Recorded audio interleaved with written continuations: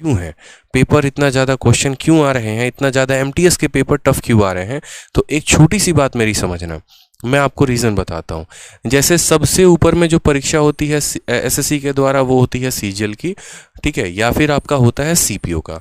उसके बाद का जो पेपर होता है वो होता है सीएचएसएल का। फिर उसके बाद का पेपर जो होता है वो होता है एमटीएस का, ठीक है। और उसके बाद का जो पेपर होता है वो होता है जीडी का। मैं आपको सारे पेपर का एक डिटेल वे में थोड़ा बढ़िया बता देता हूँ कि असल में कंपटीशन कहाँ पर ज़्यादा है और कहाँ पर कम है और कहाँ के क्वेश्चन आजकल टफ क्यों आ रहे हैं। अगर हम बात करते हैं जीडी को लेकर ना, तो यहाँ पर ये जो एमटीएस वाले हैं या जीडी वाले हैं, मुझे लगता है हाँ एमटीएस, यहाँ पर ये 10वीं पास बच्चा भर सकता है। सीएचएसएल कौन भर सकता है, तो 12वीं पास बच्चा भर सकता है। और सीपीओ और सीजीएल कौन भर सकता है, तो ग्रेजुएट भर सकते हैं। अब जैसे मान लीजिए कि अभी हमारे यहाँ पर जितने भी बच्चे वीडियो देख रहे हैं, ज़रा आप ही लोग एक बार कमेंट बॉक्स में बताइए कि कितने लोग ऐसे हैं जिन्होंने 12th पास किया है। मतलब जो स्टूडेंट जहाँ तक पढ़ा, एक बार कमेंट बॉक्स में बताओ, फिर मैं आप लोगों को लाइव रिजल्ट दिखा दूंगा कि जो मैं कहने वाला हूँ और जो आपने लिखा वो दोनों कितना फैक्ट में मैच करते हैं। बस रिक्वेस्ट ये है, सारे बच्चे एक बार कमेंट बॉक्स में ज़रूर बताओ। जिसने 12वीं तक पढ़ाई कर रखी है वो 12th लिखेगा, जो ग्रेजुएट है वो ग्रेजुएट लिखेगा, ठीक है। देखो सारे के सारे 12th वाले हैं, सारे के सारे 12th वाले ग्रेजुएशन वाले। देखते चलो, अभी मैं एक बात बता रहा हूँ, सारे 12th वाले हैं, सारे के सारे ग्रेजुएट हैं, बहुत शानदार। लिखते चलिए कमेंट बॉक्स में, एक बार लिखते चलिए 12th graduate, 12th graduate, 12th graduate, 12th graduate, 12th graduate. बहुत अच्छे, बहुत अच्छे, बहुत शानदार। अब मैं आपको यहाँ पर एक बात बता रहा हूँ, ये जितना भी क्राउड है दिख रहा है, 12th भी है और ग्रेजुएट भी है।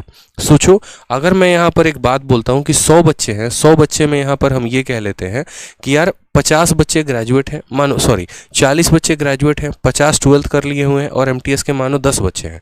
तो यहाँ पर आप एक मेरी बात को समझना, यानी जितने बच्चों ने यहाँ पर ग्रेजुएशन कर लिया है, जो ग्रेजुएट बच्चा है, अगर हम ग्रेजुएट वाले को यहाँ पिंक कलर से दर्शाएं, तो जो भी यहाँ पर ग्रेजुएट है वो इसका भी फॉर्म भर सकता है, वो इसका भी फॉर्म भर सकता है, वो इसका भी फॉर्म भर सकता है, वो इसका भी फॉर्म भर सकता है, ठीक है। ये कौन दे सकता है, तो ग्रेजुएट वाला जो सिर्फ 12th पास किए हुए हैं। अब 12th पास वाला कौन कौन सा फॉर्म भरेगा, तो 12th वाला सीएचएसएल दे सकता है, एमटीएस दे सकता है, जीडी दे सकता है, ठीक। अब जो 10th पास स्टूडेंट है वो किस किस का फॉर्म भरेगा, तो 10th पास स्टूडेंट एमटीएस भी दे सकता है, जीडी भी दे सकता है।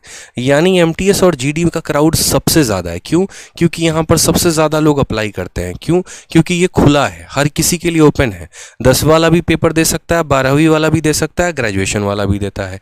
सीएचएसएल में यहाँ पर लिमिटेशन है, 10वीं वाले लोग अप्लाई नहीं कर सकते, यानी सिर्फ इन्हीं 2 कैटेगरी के लोग इसको दे सकते हैं। और सीजीएल में सिर्फ यहाँ ग्रेजुएट लेवल के पेपर देते हैं, इसीलिए यहाँ पर ज़्यादा लोगों का मतलब क्या हो गया, कंपटीशन का ज़्यादा होना। और कंपटीशन के ज़्यादा होने का मतलब क्या हो गया, कट ऑफ का ज़्यादा होना। अब एसएससी कभी भी ये नहीं चाहेगी कि उसका जो कट ऑफ है वो बहुत ज़्यादा जाए। तो जब वो नहीं चाहेगी, देखो जितना ज़्यादा लोग यानी पर्सन जितने ज़्यादा उतना ज़्यादा कट ऑफ। और यहाँ पर कट ऑफ ज़्यादा जाने से क्या होता है, बवंडर होता है और कुछ नहीं होता। ट्विटर पर कैंपेन होते हैं, अलग अलग जगह पर कैंपेन होते हैं। इस वजह से यहाँ पर एसएससी कोशिश करती है कि इस कट ऑफ को कम किया जाए। लेकिन वो कैसे कट ऑफ कम करे, तो वो कट ऑफ को कम करने के लिए क्या करती है, क्वेश्चंस के लेवल को बढ़ा देती है। और ऐसा आजकल लेवल को बढ़ा रही है कि यहाँ पर मोस्ट ऑफ द चीज़ें जो हों, यहाँ पर बच्चों का औसतन अटेम्प्ट कम हो। यानी अगर आप देखेंगे कि एमटीएस का जब पेपर होता है तो 70 नंबर लाना, 75 नंबर लाना भी अपने आप में बड़ी बात हो जाती है, ठीक है। तो इस वजह से वो क्वेश्चंस के लेवल को हाई करते हैं, क्वेश्चंस के लेवल को हाई करते हैं तो कट ऑफ उससे क्या हो जाती है, कम हो जाती है, उनकी अपनी भी इज्जत बच जाती है। और यहाँ पर जो है जितना में उन्हें बच्चों को लेना होता है वो उतना भी ले लेते हैं, ठीक है। क्योंकि चाहे भारत में कुछ भी हो रहा है, बेरोजगारी तो अपने आखिरी चरम तक है ही है यहाँ पर। इसी वजह से एमटीएस लोग ये नहीं देखते हैं। जैसे मैं हमेशा एक बात बोलता हूँ कि एक एसएससी सीजीएल वाले एस्पिरेंट की कहानी यहाँ बड़ी गजब सी होती है, ठीक है। सपना देखता है यूपीएससी का, बेचारा फॉर्म भरता है सीजीएल का, तैयारी करता है सीएचएसएल का, ठीक है, और पेपर देने जाता है एमटीएस में और सिलेक्शन लेता है एमटीएस में और वेट करता है कि बस भैया मेरा एमटीएस का रिजल्ट दिला दो, एमटीएस का रिजल्ट दिला दो। सोचो, जब पढ़ रहे थे, तैयारी कर रहे थे तो यूपीएससी का सपना देखा था, ठीक है। यूपीएससी के हिसाब से फॉर्म भरना, सोचा था आईपीएस बनेंगे, आईएएस बनेंगे, फॉर्म भरा इसका, तैयारी की इसकी, पेपर दिया इसका और रिजल्ट में वेट कर रहे हैं किसका, एमटीएस का। तो इसीलिए यहाँ सबसे ज़्यादा कंपटीशन है और इसीलिए कंपटीशन ज़्यादा है तो ऐसे भौकाल सवाल भी ज़्यादा है।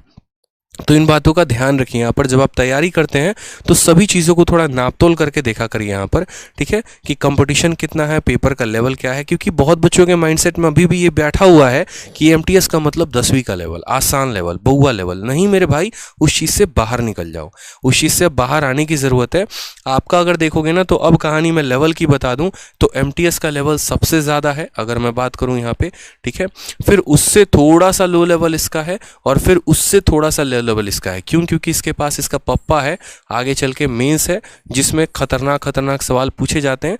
इसीलिए सीजीएल वाले में यहाँ पर कहा जाता है कि प्री थोड़ा आसान ही रखते हैं, इनका हम मेंस टफ करवा लेंगे। लेकिन एमटीएस के पास और सीएचएसएल के पास मेंस का कोई ऑप्शन नहीं होता, इसलिए इनके प्री के जो लेवल होते हैं वो हाई होते हैं। बच्चों के मन में ये डाउट रहता है क्यों कट ऑफ हाई गया, क्यों पेपर टफ आता है, क्यों सीएचएसएल का पेपर और एमटीएस का पेपर सीजीएल के पेपर से टफ होता है।